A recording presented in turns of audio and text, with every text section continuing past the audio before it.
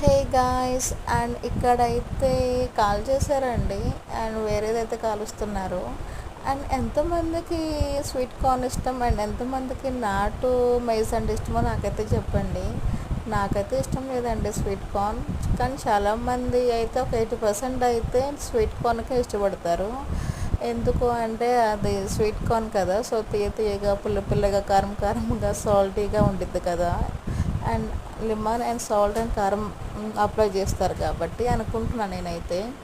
And నాకైతే ఇంకా ఇవి ఇష్టం. అండ్ బాయిల్ చేస్తారు కదండి, ఉడకబెట్టి కూడా చాలా ఇష్టం నాకు.